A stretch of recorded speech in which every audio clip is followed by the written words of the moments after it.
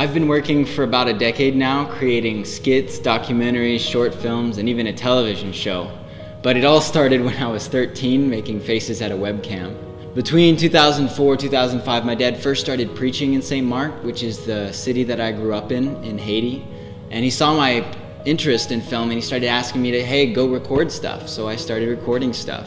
And over time, we started pre-recording these messages. I learned editing. I became in charge of the show, and that's how I became in charge of a television program. But film is an infinite avenue of creative possibilities, and that's what caused me to just fall in love with it. And I learned it all from scratch. The TV station had no certain codecs we had to deliver it in, no digital formats, no certain content not allowed. I just had to give them a 1-hour DVD, and they would show it on TV at a set time that we've paid for. And so I had this open door to reach over 200,000 people who watched this station, and I wanted to do it right. You are called to be God's picture in Haiti.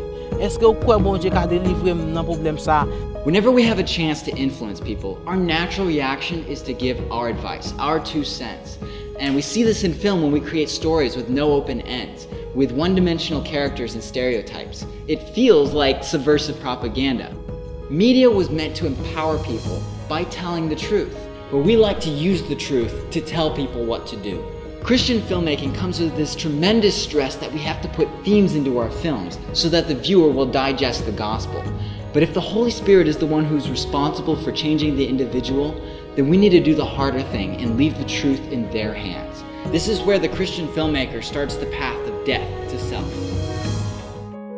Godly filmmaking, and the same goes with all art, is like a dance with the Father. He's not above you trying to tell you what to do, and you're not below him trying to create something to make him happy, but you're moving together. You're throwing ideas back at each other, creating something completely unique to the rest of the world. And sometimes they'll see your moves and think they're kind of trendy, but the focus is on the Father, and this is where we are living in Christ.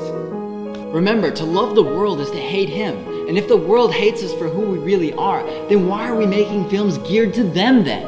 Because out of the millions are the few who are ready to hear. Jesus' parables drew the ears of the crowd in, but few understood. In the same way, our art may potentially reach the millions, but our target audience has and will always be the few who want to join the dance.